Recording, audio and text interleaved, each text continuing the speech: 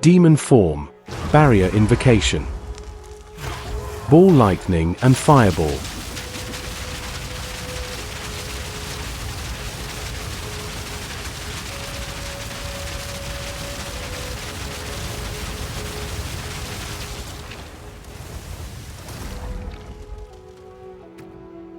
Demon Form.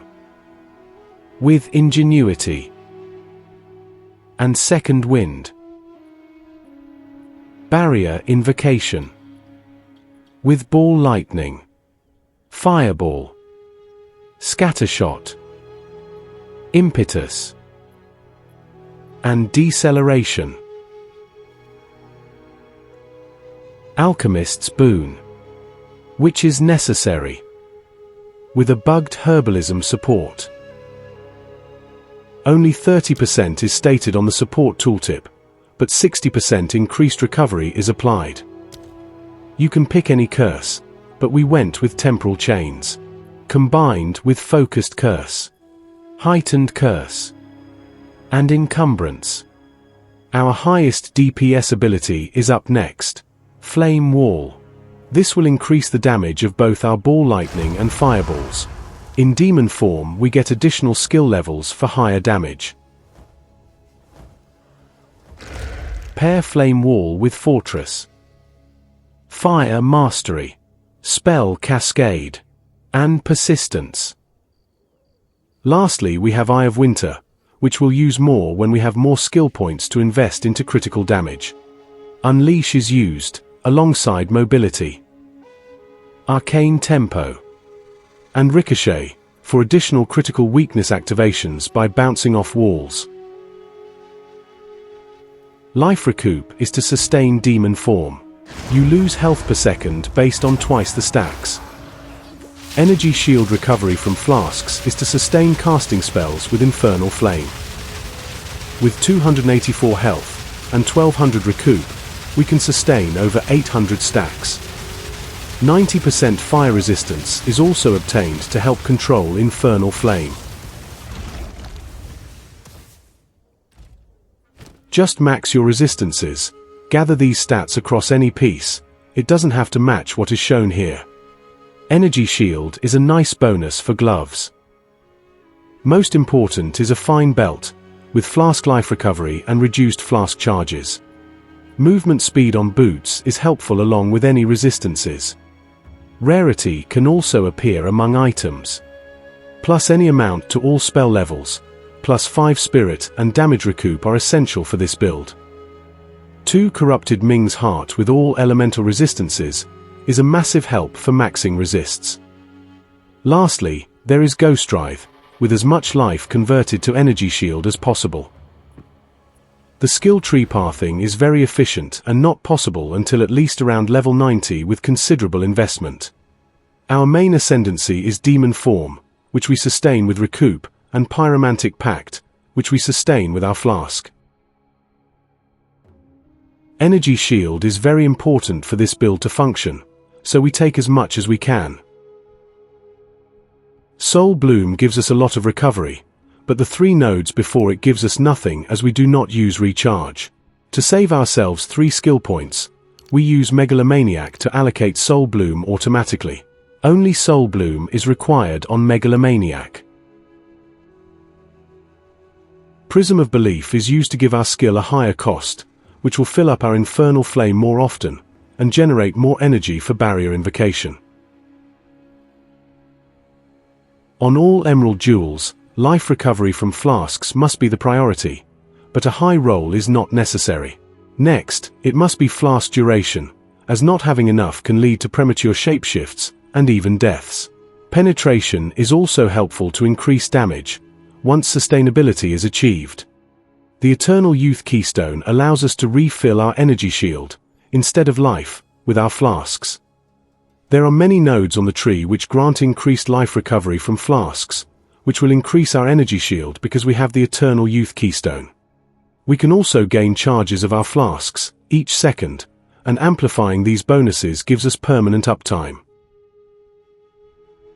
On the Ruby Jewels, we must get maximum fire resistance to get up to 90% to prevent Infernal Flame damage. Flask duration, and flask charges gained, contribute to permanent uptime. The Oasis Keystone will remove our ability to utilize charms, but increase our recovery so we still heal from enemy damage, while we recover from our own self-damage from casting with Infernal Flame. Fire penetration on Ruby Jewels is not imperative to the build, it just helps Fireball with clearing the map, especially against a yellow or blue enemy, any enemy with innate fire resistance, or when the Waystone gives monsters extra resists. Eventually Cooked could be learnt with enough skill points, as well as another helpful critical node such as Careful Assassin, as these nodes are close to the current path. The closest jewel socket is at the top of the tree, requiring 3 points, whereas another option exists at the bottom for 4 points. Both sockets could be used or in combination with other options.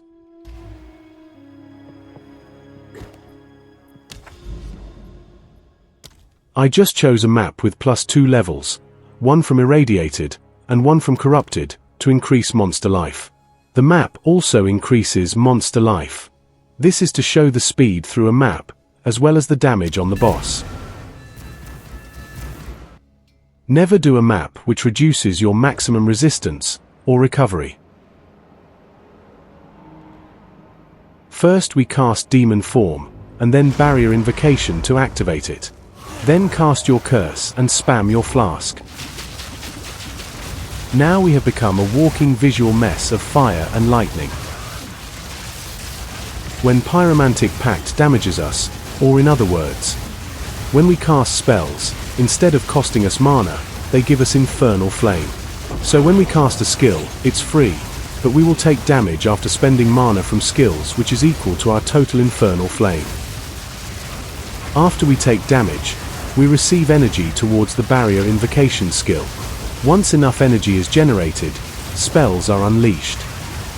But we must pay with mana for the skills cast by Barrier Invocation. We take damage from casting spells, which in turn fills our Infernal Flame. At the same time, we also generate energy which lets us cast another spell. This second spell, which is cast by Barrier Invocation, fills our Infernal Flame, generates more energy, and casts again. As you can see, this creates a loop, where we are constantly casting spells, which lead to us casting more spells. It is important to balance recovery and damage. Maximum fire resistance will help you take less damage from yourself if Infernal Flame fills up too quickly, which is due to a high mana cost or high cast speed. When Infernal Flame fills, you take damage equal to your total life and energy shield, combined as fire damage, reduced by fire resistance. Which is why we boost maximum fire resistance, to help negate the damage from casting spells and generating Infernal Flame. This also means that reducing our life or energy shield will reduce the damage we do to ourselves, and in turn, increasing our life or energy shield will increase the damage we deal to ourselves. Depending on how much damage we take, we generate more or less energy to use for our auto-casting loop. These values change between builds, depending on the different stats we are discussing. Once we can comfortably cast a spell to damage ourselves with, we must then fine-tune our energy generation, so that with each cast of Barrier Invocation, the spell will re-trigger itself and continually trigger forever. If energy generation is too hard to get, a combination of increasing mana costs and reducing damage taken, such as in this particular build, will enable the build to function. In this example, for visual clarity, I didn't cast all the skills, but casting the Curse and Eye of Winter will significantly increase DPS. For the boss, first place Flame Wall for increased damage. Then stand next to the boss.